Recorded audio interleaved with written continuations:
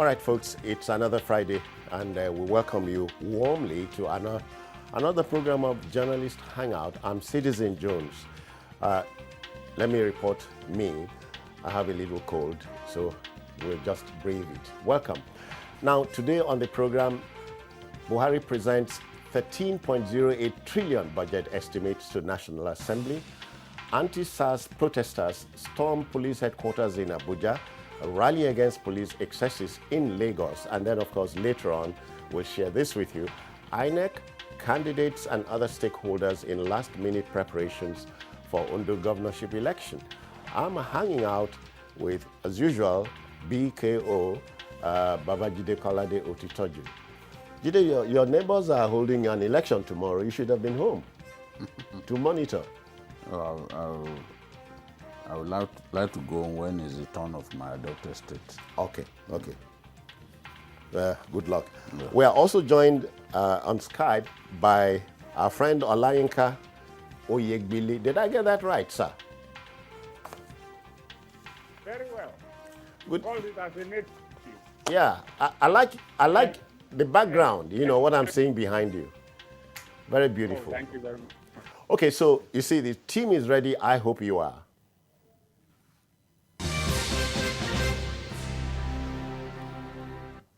Well, a yearly budget is a universal ritual for every country or polity. President Muhammadu Buhari presented a 13.08 trillion budget to a joint session of the National Assembly on Thursday. The spending plan is some 20% higher than the revised 2020 estimated plan of 10.8 trillion and is predicated on $40 per barrel of crude oil with a daily production of 1.86 million barrels and the exchange rate of 379 naira to a dollar. Now, a striking element in the new estimates is the inclusion of budgeted revenues for each MDA with focus on internal revenue generation. We have a report to share with you. Please watch on. This year's budget presentation exercise comes exactly a year after the current spending plan was laid by President Muhammadu Buhari. Pleasantries are exchanged the COVID-19 way and the sitting gets to business. President of the Senate says despite COVID-19 pandemic, implementation of the budget improved. He stresses the need for the true diversification of the economy.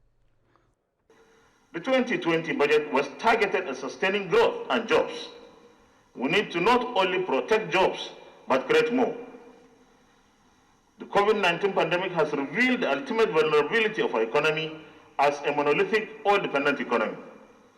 The sudden crash in the price of crude in the world market and the consequent impact on our economy should spur us into genuine search for the diversification of our economy for other revenue sources.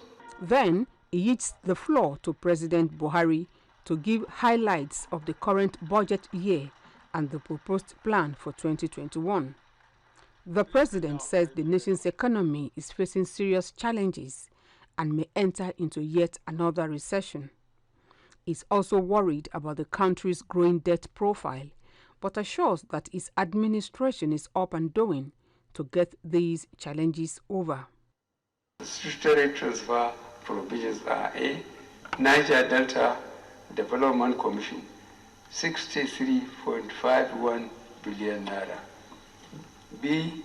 Northeast Development Commission, 29.7 billion naira. C.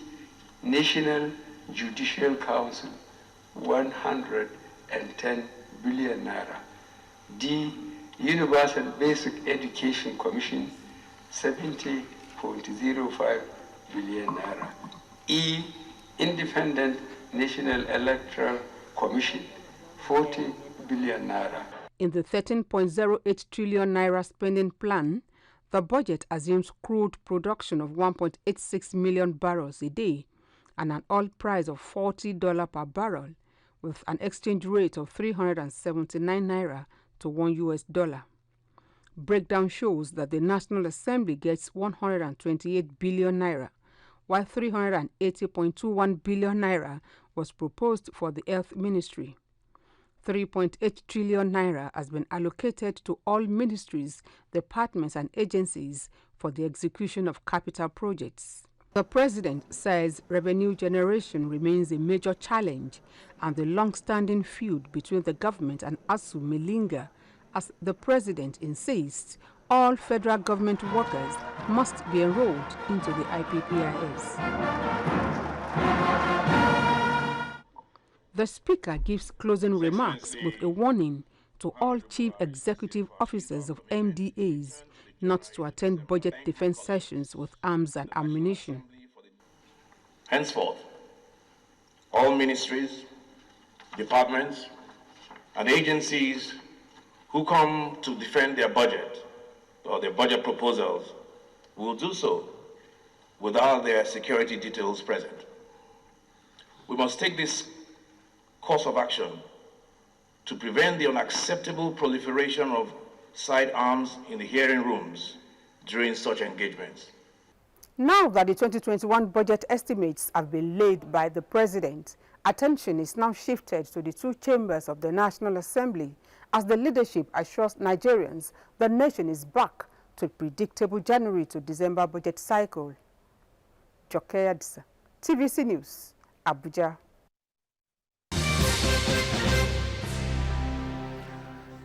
Yeah, what more might we add to this yearly ritual? I think the budget for this year has a name. Yes, budget of economic recovery and resilience. Yeah. So let's start from there. And the president said that the goal is to help the government deliver on its economic sustainability plan goals and accelerate the pace of Nigeria's economic recovery. Definitely, we need economic recovery because we are back in recession. It's not official, but the truth is the negative growth that we have recorded in the past quarters has inevitably plunged us into recession. So we need to really work hard. And as the president said, revenue generation is paramount, is key, is very important to the success of the government's overall plan. I see projected revenue standing at 7.86 trillion. Is that ambitious? Given the fact that oil prices have gone down and the fact that revenue generating agencies are not doing particularly well, the government will need mighty effort to be able to secure this revenue that we are talking about. We've been saying this for some time, that the problem we have is revenue generation. A lot of the revenue generating agencies of government, they do not remit as much as they should remit. Yeah. You know, a situation in which you generate 7 billion and you are remitting 2 billion or 1.5 billion, it's just not good enough. So with the ambitious plan to generate so much internal revenue, it will take a mighty effort for us to get to this threshold of 7.86 billion if recent developments are anything to go by. And then, of course, 3.12 trillion going to debt servicing. You look at the size of our debt now is around 33 trillion, which means that about 3 years of our budget will be required to fully clear our present indebtedness. I have to commend the president for setting aside more than we used to set aside for education. This time, education gets 545 billion. Yeah. That's significant. And then health, 380 billion, is still not enough. But I'm not surprised that defense weighed in with 840 billion. We are in a war across the country. a war across the country, in the northeast, in the northwest, across the country we are fighting a war, either with Boko Haram or with bandits who are holding the nation by the jugular. So we would be required to spend a lot more. And when you also look at the Interior Ministry, Yeah, okay. they've got as much as they've got. Remember, within that ministry, we have immigration and the rest of them. So there's a lot to do. The budget looks promising. We just hope that the government will be very decisive and determined to achieve its goals. All right, Yinka, let's get to you now. You know, take an overview without necessarily going into the nitty-gritty. For Mr. President, one key area is revenue generation. And my mind must go to remittances by government agencies, and that had been a sore point over time in this country. Yeah. Honestly,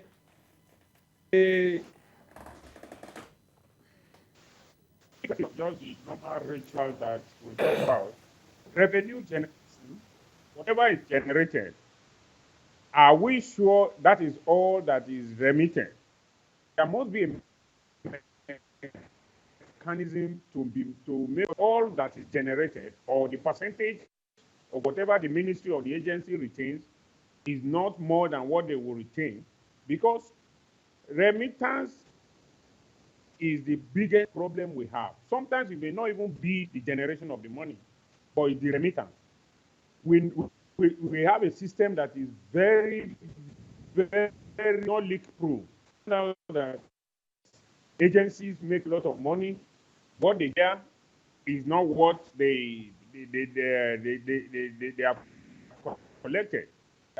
When you look at what Haiti has been doing in the last 4 or 5, you find out that every year Haiti report comes out, agency that social agency generated so much, not all what was remitted was remitted. Okay. We seem to be having trouble with the technical link to Yinka, but we'll attempt to go back to him. But Jide, let's, taking off from where he stopped or attempted to marshal his point, can we talk about JAM, for instance? JAM is one example of a federal agency that can help the country. I'm looking, yeah, go on. It's not his duty to even generate revenue. But If I have my way, you see, if I have my way, we won't even sell jam forms to people. okay. Because there are many people out there, many parents out there who can't even afford this to pay for this jam form. And you see Jam form politicians weighing in by paying for like 100 students in their area. Okay. In their areas. You see that is part of the poverty alleviation program of some politicians who say, okay, I'm helping you to buy form. Okay. You know, which they then get rewarded in future elections by the people who then vote for them for that. So for me, if I have my way... Not vote buying by other means. Well, if you can see people find... Matter of if you definition. are doing it on election day, you are giving people money, or you are sharing textile materials to people on election day, as we saw in Edo State, that's a different thing. Okay. But in this case, people, you can see that people lack something, and then you are showing empathy. You provide what they need. What I'm saying, yes, fantastic example by my former VC, who is the Jambe Hemsman. But I'm saying that if I have my way, people will not even pay for jam form. Okay. Education ought to be made free in our country. If we can't make it free, then Yeah. we should make it so accessible Yeah. to people. And how do you make it so accessible? Is by drastically reducing fees, including even examination fees. Yeah. So JAMB is a Make worthy them example. nominal. JAMB is a worthy example. But we have FAN. We have many agencies of government I was going that to refuse talk to about remit. NPA. A lot of, they are not remitting enough. Even NIMASA, even the name them. behemoth, NNPC. NNPC. Many times they've been guilty of not remitting enough. That is even an NNPC that constantly delivers losses instead of Gains. yes. So this is the thing. I think that we need to do something about these revenue generating agencies not doing enough. Remember, the finance minister said they were going to draft some well-trained treasurers to those agencies to ensure that they are up to date with their remittances. Yeah. But we all know that is not enough. A lot of them, when they get there, those treasurers may just mesh with the people who make these regular remittances impossible. So at the end of the day, you find that we are not achieving our aim. It is technology that we have to leverage on to ensure that it's difficult for money that is due to government to not go to government. That's it. And that's why I've always supported the president in respect of this IPPIS, because it will help us remove some of the wastages and the leakages in the system. So they are confident now that if they do the IPPIS a lot more, and with the fact that subsidy has been removed, some of the revenue that used to go to sustaining the what's it called, the subsidy regime. At least we can use some of it now for capital development. Well, okay, there's no need to waste a lot of saliva on the budget. The Minister of Finance will break, in the coming days, the budget will be broken down for almost everybody. But let me share the words of Joe Biden when he was vice president to President Obama. He said, "Don't tell me what you value. Show me your budget and I'll tell you what you value." Okay? The budget 2021 is out. Promises a lot of hope, and why not? Let's move on. You know, sometimes you find it difficult to win the debate about us deserving of the police we have. Truth be told, the Nigeria police has been scapegoated since the Second Republic. In 1986, the mercurial journalist turned police officer Alozie Ogugbuaja, in a treatise before the Justice Mustafa Akombi Tribunal probing students' unrest, dropped the pepper soup bomb. The service became gradually emasculated from then. Today, the rout is complete. The anti-SARS protest is understandable. Time to clean the slate, even as recruitment must be based on merit. Never too late to begin afresh, Jide. Never, never too late. Yeah, never too late to clean up the mess in the police. End SARS, scrapping SARS, is a long shot. I don't see it happening.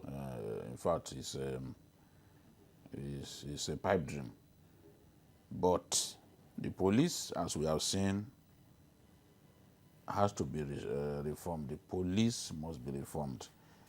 I say the police this time, and I'm not focusing on SARS because I know that a lot of people in the police merely use the collective name of SARS to commit heresy on our roads, in people's homes, while everything gets blamed on SARS men.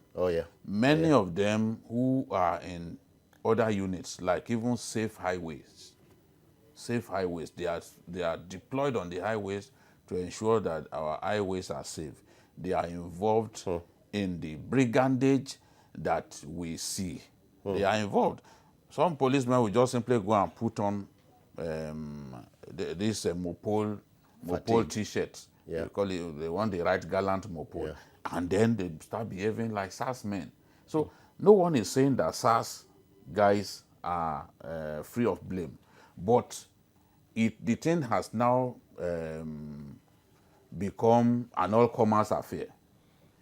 A good number of elements in the police who have no business with SARS, who do not belong to SARS, are doing exactly what SARS men are guilty of.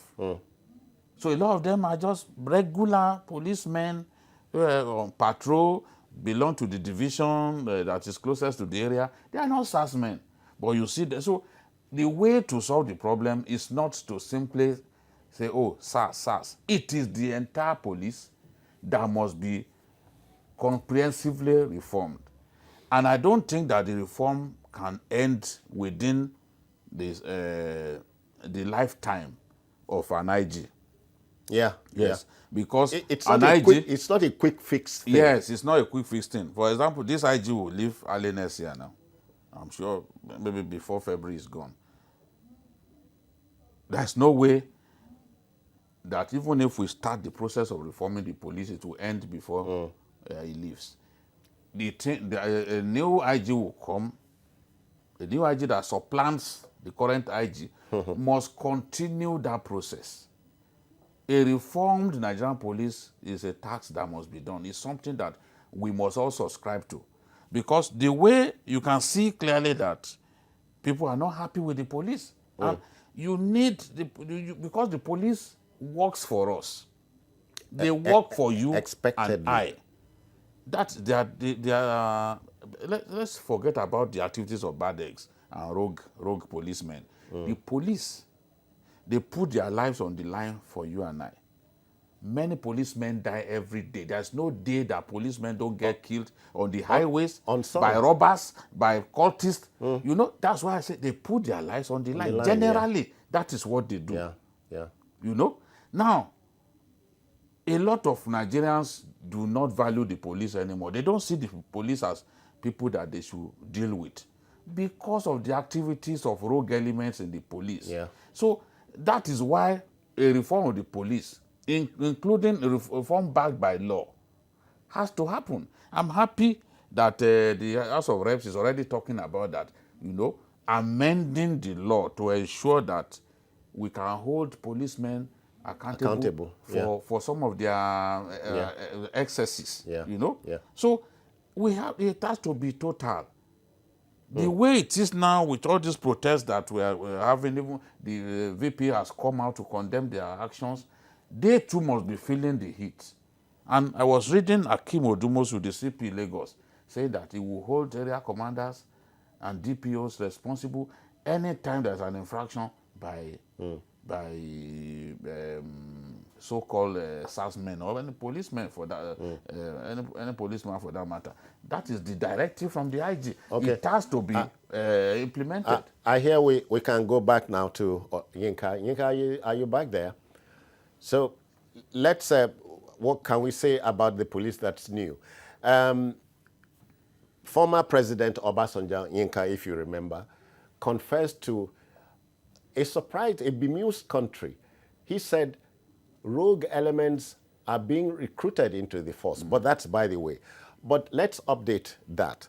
During the Jonathan regime, Yinka, a TV station produced and broadcast a 30-minute documentary on the Nigeria Police College here in Lagos. If you remember that, you remember what happened?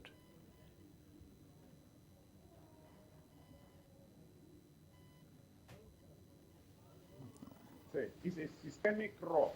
Yeah.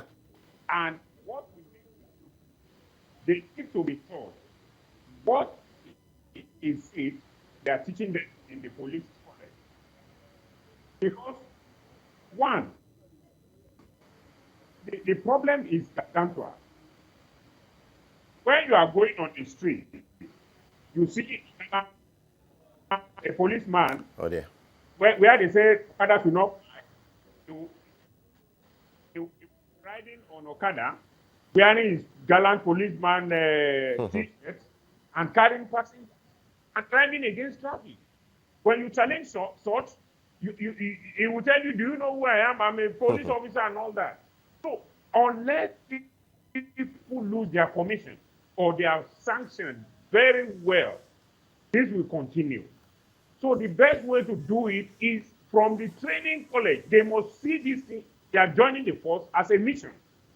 It is a mission. It is not just another job. Oh, yeah. You are on a mission. It is like when you travel abroad, you see a policeman, you are proud that you are seeing a policeman. But tell me, how many of us we want our brothers or sons or daughters to be policemen or women? That's it. Very few. Because the way they are trained and the way they are dressed, there's so much complaint. They say that, okay, we buy our uniform ourselves. If you see two policemen, you will see two. If you see three policemen, you see three variants of uniform. The same thing with their shoes. Yeah. Oh, gone are those days when the police shoes are the same. A policewoman today will be wearing a high-heel shoe, and then you wonder how will this man be able to perform. Yeah. So what needs to be done? It is not SARS that is the problem, as Babajide has said. The entire police force needs to be reformed. And the problem is not only the police, it is all sectors of the Nigerian country that needs to be, because all aspects of there's no job for them. So, not convinced that what I wanted. Yinka, I agree with you. It's a systemic thing. Jide, it's systemic. It's been a long time coming. I talked about that video. I'm sure you remember this video. And the former president Jonathan had to go to the police college. No, but that's just one. That's just No. It's a way, and because they showed what happened at the police college training. I'm telling you that if you go to some of the other training institutes, it's the same thing that you found there that's present. And unfortunately, those ones have not been privileged to be put on air for government to now say, no, there's a need to rebuild this place. Someone told me that I went to conduct exams for cadets, and that even that there in some cases, no window panes in some of the buildings. And they are left at the mercy of the elements, at the mercy of mosquitoes, and some of those. I personally would agree that they have been, the policemen and women have been systematically degraded. It's degraded and dehumanized. I'm sorry, let's go on a commercial break. We'll be back. Whatever we desire to say about it, the Nigeria Police Force is produced by us. They are our brothers and sisters, but please, it's a two-way street. Dear Commissioner, dear IG, dear Area Commander, you are generally an ombudsman wherever you are serving. If you have constraints, please share it with the media. Why not? Jide, right? It's not a bad thing, because Nigerians must appreciate the trouble the average policeman goes through. Yes. You post a policeman, you post him from Sokoto to Lagos. No accommodation. No accommodation. They will sleep in the open in the police headquarters. And that's not how it's been happening like that for years. A policeman. Happening like that for years. You see them. They it's sleep systemic. In the open. It's a systematic. And then thing. is that kind of person, angry as he is, that you then unleash to the streets. Yeah. So what do you expect? And then you do not give them enough money to run the police divisions and other units of the police. So they then go on the street. They don't even have vehicles to do patrols. They sometimes will hire vehicles, all these small confiscate vehicles, yellow-colored buses. They hire, and they pay those bus owners some money. You use that to do their routine checks all over the place. But it's now, a two-way street. It's a two-way street. I'm talking about the corruption. Yeah. Corruption. We encourage some of the corruption that the policemen are giving. If you give impress of 30K for a quarter to run a division, a divisional police. So what do you expect? What miracle do you expect the DPO to perform with that kind of money? I'm just wondering how much has been budgeted in the 2021 estimates for the police. You see, it's one thing to budget. It's one thing to budget, is another thing for the money to be released. Okay. We are in a country where budgeted funds sometimes don't get released so that civil servants can feast on them at the end of the year. I remember the Grange matter. We still talked about it recently. Grange, yeah. Why wouldn't you release Oh, yeah. money that Yeah. is budgeted or appropriated for those units so that they can work? Even as the IG, you have to go and be begging at the finance ministry for them to release money to you. You have to, sometimes the current chief of army staff has had to use his own money to pay salaries of his men. I've been told by people in the army that sometimes it's the chief of army staff that will use his but money. at that point, where's the problem from? At that point, it's just wicked bureaucracy that goes on in our country. When we talk about budget performance, a lot of the failure of budget performance, a lot of the failure of the performance of our budget is based on the fact that monies don't get released on time. Sometimes money gets released in the last quarter. And this is something that you need a minimum of maybe 5, 6, 7 months to execute, and money gets released in the last quarter. How are you going to achieve effective budget performance? have you had something like making returns to Oga at the top? Oh, of course, that is normal.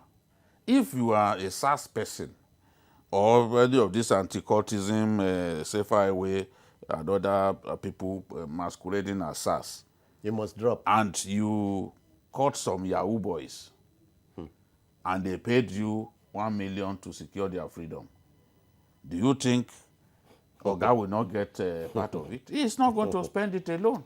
Oh boy. So that he too can get the cover that Oga can provide. So this is the thing. The structure, there is enough structure within the police to deal with these elements.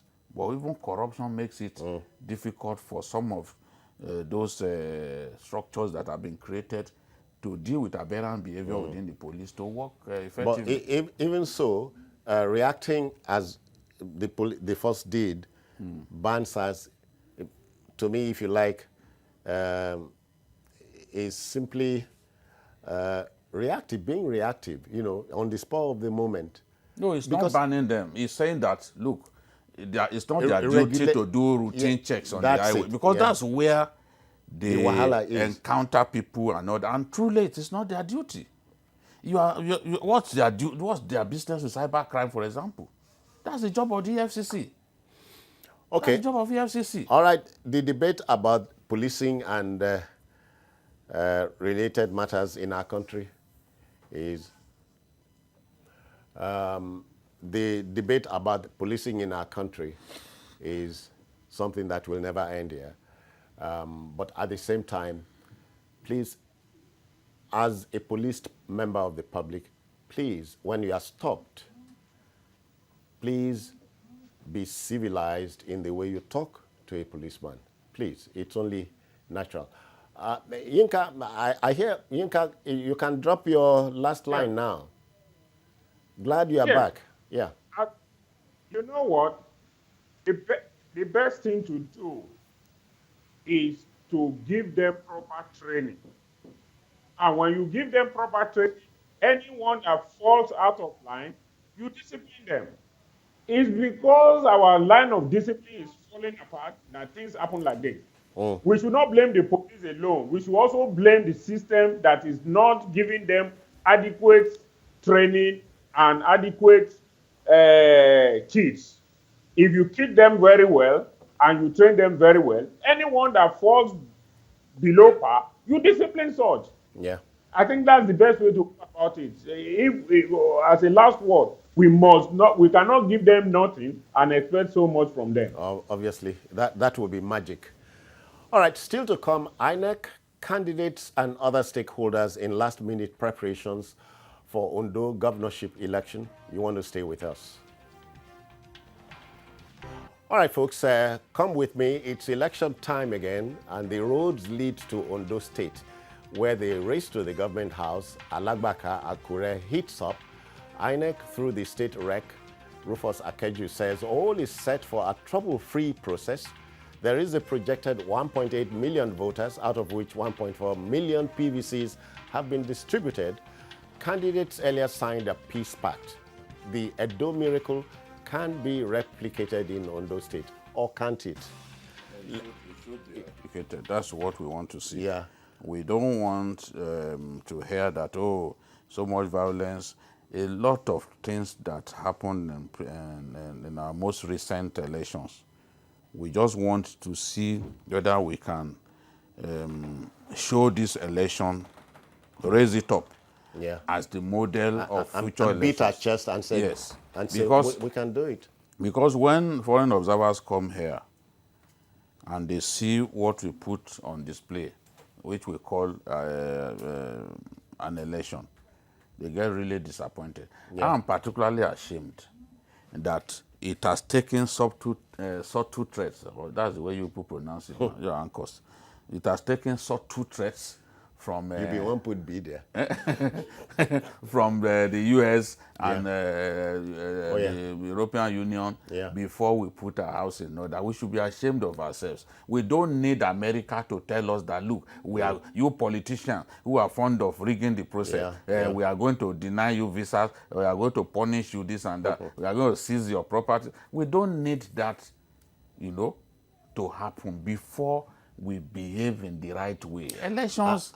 And you are talking to a 60-year-old man. But Jide, let's quickly go to Ondo State. Our correspondent and colleague, senior political correspondent Ayodele Ozugbaku, is there on ground, and it is the state. The guy is home. Good evening, Ayo. How do you do? How do you do too, citizen? Yeah, all roads will lead to Ondo tomorrow. Yes. Just paint the picture. What can you tell us this evening?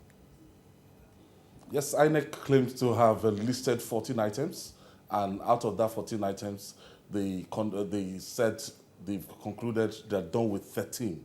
That the conduct of the election will now be the 14th item. So the ball is in the court of the Independent National Electoral Commission and the security agencies. So what we had here in Akure, people moving to their local government, and civil servants that they can't vote in Akure here, moving to their villages, their towns across the 18 local governments of Ondo State. We just even had our correspondent Femi Akonde heading towards Ilaje Eseodo. He has to go through Ore, from Ore, he had to go to Igbokoda, and he stops at Igbokoda. We take a flyboat to the riverine area, and those areas, those are part of the areas INEC would made provisions for, that electoral officers, security, everybody, so that the people that stays in the riverine areas, they will be able to exercise their franchise as I went due tomorrow, and they will be able to bring it back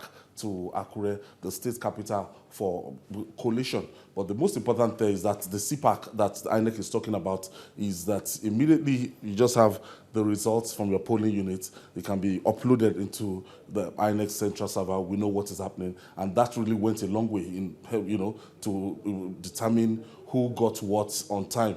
And from the area of the polling unit, it goes to the ward level, from the ward level it goes to the local government, and from the local government it goes to the state. But in the situation whereby a lot of magics and miracles happen along the line, INEC has put in place the CPAC model to forestall any irregularities along that line.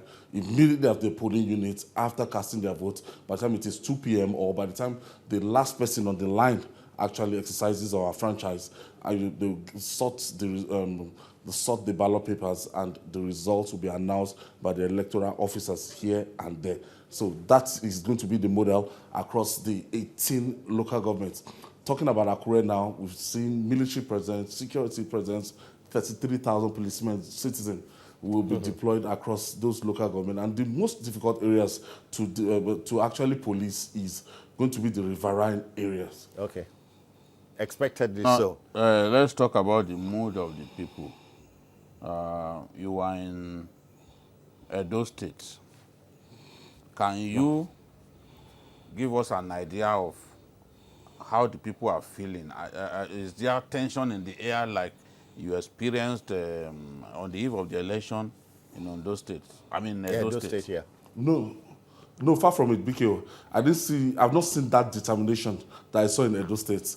As at this time in Edo State, everybody, the talking point was about tomorrow's election. The atmosphere was tensed and shops closed down.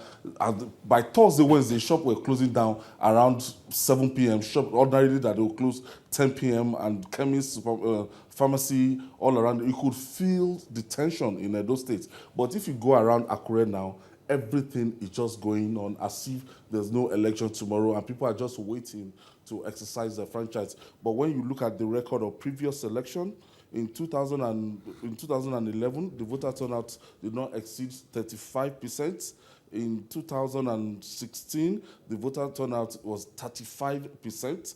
So in 2019 presidential election, the turnout was 21%, and for the State House of Assembly election, it was 29.3%. So we expect that only 39% of the entire population are registered to vote.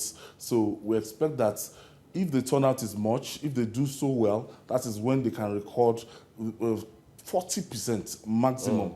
But I don't see the enthusiasm. I don't see that feeling of contest and close rivalry the way it was in Edo State, in Ondo State. I can say the area is cool and calm, and everywhere I've been to, shops are opened, people are going about their regular businesses. So it's not looking like a warlike election that we experienced in Edo. And that was like an anticlimax because on election day, nothing happened at the end of the day. Yeah, still on INEC.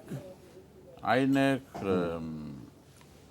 usually has issues with distributing materials, especially on election day, and getting its cadres to arrive at polling stations in good time. Sometimes people line up waiting and waiting before these INEC officials get to the polling stations. From your interaction with INEC officials, are you convinced that such hiccups, such delays that we normally experience on election day will not happen tomorrow? It's even in Benin that you had already local government, just that ring road, just 10 minutes to the office of the Independent National Electoral Commission. They didn't start 8:30. So if a straight road, so the headquarters was 5 minutes from that ring road, they started around 9:20. I filed in the report. Yes, they said the sensitive materials yesterday was witnessed as they were distributing it, and from there it will go to their local government before it goes to the rack.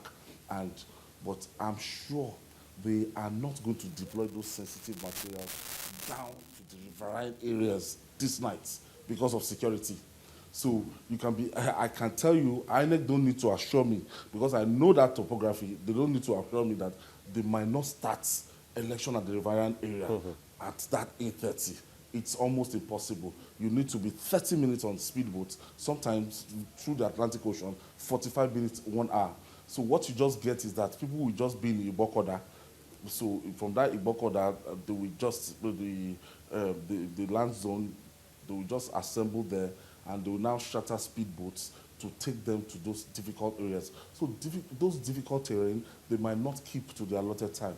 But the good news is that INEC was saying that, look, you can't end voting, you can't stop voting even when it is 2 p.m., but till the last man on the queue exercise is our own franchise. Yeah. So, but in terms of, I'm going to monitor from Akure now. So I'm going to look at if by 8:30 the exercise will start in Akure as at the normal time. So that will go a long way to judge what the performance will be in other local governments. Yeah.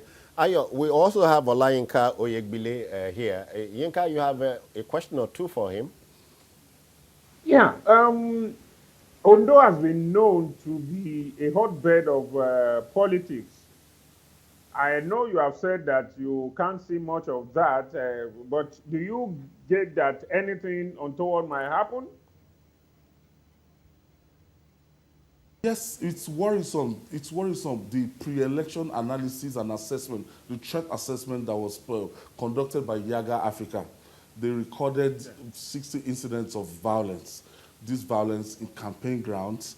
We are talking about Idori, we are talking about Owo, we are talking about Aspoko South, we are talking about Akure South too. They've recorded violence between the political parties, and they've reported to the police, and these cases are well documented. And a lot of people see that this is not the normal pattern for Ondo election. This is like a departure from what it used to be. Even Edo State, they didn't record 60 cases. So some people are worried that the parties might have to take it easy. But with the signing of the Peace Pact on Wednesday, I hope, and the actors, they've actually shown, pledged their commitment to a peaceful conduct of tomorrow's exercise. So let's see how it goes. But the pre-election analysis is nothing to write home about in terms of peace and order. All right. Ayo, you must always look on the bright side. Time is tight for us, but then we wish you Godspeed until the next time around. Thank you, Biko. Okay. Yes. Yeah. We'll be monitoring your progress. All right, that will just about do it for today. But let's thank our colleague Oluyinka Oyegbile. Sorry about the hiccups. Yes. Olayinka Oyegbile, thank you about the and for your time, but we are sorry about the hiccups. That's technology Nigeria. For you. Okay. Our people in Ondo, as journalists and as patriots, we just need to appeal to our people to not resort to violence tomorrow. Elections should be seen as carnivals, a celebration of democracy, an opportunity for the voter to show that, yes, he is the master and he determines who rules him. Yeah. So enjoy yourself, but don't resort to violence. This is my appeal to our people in Ondo State. It's also a matter of choice. Jide, quickly, I want to say my condolences to Rear Admiral Ekwere, retired. The mother was buried in my village earlier on today. So our hearts are with you. Ma, good night. Good night, Mama. All right then. If you missed a part of this program, and of course you may see the program on other platforms, we'll display on the screen for you now. It's also on YouTube at youtube.com/TVC News Nigeria. Our feedback channel remains the same. Meanwhile, I'm Citizen Jones Hussein on behalf of the Backroom Boys here saying, enjoy your time. Bye-bye now.